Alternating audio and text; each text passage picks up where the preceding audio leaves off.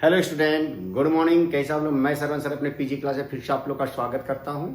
तो चलिए, आज मैं आप लोग के लिए एमसीक्यू क्वेश्चन क्लास 9th के लिए लेके आया हूं। किस तरह से हम लोग का एग्जाम में आता है, तो मैं आप लोग के लिए 5 प्रश्न आज बताने वाला हूं। तो चलिए स्टार्ट करते हैं। निम्न में कौन परिमेय है?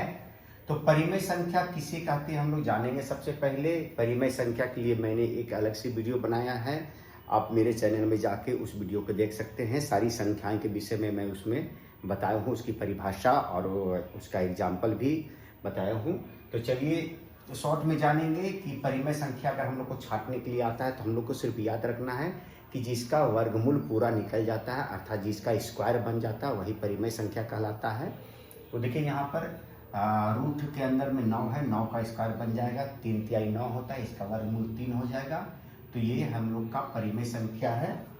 तो ये ऑप्शन दिया गया है। तो यहाँ पर पूछ रहा है परिमेय संख्या, तो पहला ही आंसर हम लोग को मिल गया। तो इसमें हम लोग टिक लगा देंगे, इसका वर्गमूल नहीं निकलेगा। और पाई पहले से ही जो है से इसको बोला जाता है, जन्म से ही ये जो है सो आपका जो है सो ये अपरिमेय संख्या है। और 0.33 रहता तो परिमेय होता, लेकिन यहाँ डॉट डॉट दे दिया है, तो इसका मतलब आगे और ये विभाजित होगा, शेष फल तोड़ते जाएगा, ये बिखरते जाएगा, इसलिए अपरिमेय संख्या। 27 किसी का जोड़ा नहीं होता, 27 का है सो वर्गमूल नहीं निकलेगा, इसलिए अपरिमेय संख्या है वो। निम्न में कौन सी संख्या ए और बी के बीच में स्थित है? तो ए और बी के बीच के जगह में अगर आपको दे 2 और 3 के बीच में कोई कौन संख्या स्थित है, तो हम लोग को सूत्र है सो a+b/2 के द्वारा है सो निकालना होता है। तो यदि 2 और 3 के बीच में अगर हम लोग को संख्या स्थित है वो ज्ञात करना है, तो 2+3 बट्टा हम लोग 2 लिख देंगे, 3 2 5 बट्टा 2 हो जाएगा। जहाँ पर 5/2 ऑप्शन आएगा उसमें हम लोग टिक लगा देंगे, तो उसी का आंसर है सो 5/2 हो जाएगा। अब देखिए यहाँ पर √7 - √5 इंटू √7 प्लस √5 जो है इसे दिया गया है कि किसके बराबर होगा। तो यहाँ पर सबसे पहले ये a है और ये -b है, ये a है और ये +b है। तो a+b और a-b का जो सूत्र होता है वो होता है a² - b² होता है। और यदि सूत्र याद नहीं है तो हम लोग को क्या करना है कि √7 और √7 का स्क्वायर कर देंगे, √7 का स्क्वायर कर देंगे, और बीच में प्लस माइनस क्या होता है, तो माइनस होता है। √5 और √5 2 बार दिया गया है, तो √5 का भी स्क्वायर कर देंगे। 7 7 49, 49 का वर्गमूल 7 होगा, और 50 25 का वर्गमूल है सो 5 होगा। और नहीं तो इस तरह से दे तो इसको काट दीजिए, रूट का मान 2 होता है। 7 में से 5 को घटा देंगे, ये 2 आ जाएगा। तो किस ऑप्शन में 2 दिया गया है देखेंगे हम लोग, डी ऑप्शन में है, तो इसमें हम लोग टिक लगा देंगे। अगला है कि 125 पर पावर 2/3 किसके बराबर है, वो हम लोग जानेंगे। तो 125 पर पावर 2/3 दिया गया है। तो सबसे पहले यहाँ जो बटा वाला देखना है कि 3 है, तो इसका 125 का जो है ऐसा भाग में हम लोग को गुणनफल के रूप में लिखना है जिसको गुना करने पर 3 संख्याओं को गुना करने पर है सो 125 आ जाए।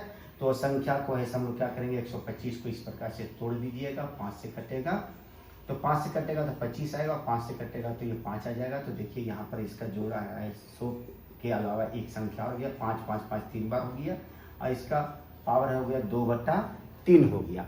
अब 5 का हम लोग यहाँ पर है सो क्यूब लिख देंगे, क्यूब का मतलब 5 का 3 बार लिखा हुआ है, तो 5 पर पावर 3 4 बार आता है, 5 पर पावर 4 लिखते, और यहाँ 2/3 है। अब ये और ये कट गया, 5 का स्क्वायर बच गया। 5 का स्क्वायर होता है कितना होता है, तो 25 होता है। तो 25 किस ऑप्शन में दिया गया है, तो सी ऑप्शन में दिया गया है, तो इसमें हम लोग है सो टिक लगा दे देंगे।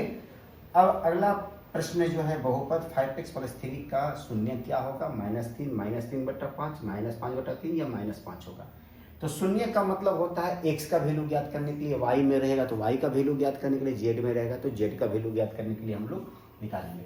तो इसमें 5x + 3 में x का वैल्यू निकालना है, तो यहाँ इक्वल में है सो हम लोग को अपनी तरफ से है सो 0 बैठा देंगे, और 5x बराबर लिखेंगे, प्लस में उधर जाएगा तो माइनस में हो जाएगा, और x बराबर -3, और यहाँ पर है सो गुना में, तो नीचे भाग में हो जाएगा। अब यहाँ सोचिए कि 0 कहाँ गया, तो 0 कहाँ गया, देखिए 0 है, अगर ये प्लस में था इधर माइनस में लिखते हैं, तो 0 में से -3 जाता तो -3 ही बच जाता, तो -3 हम लोग डायरेक्ट लिख सकते हैं।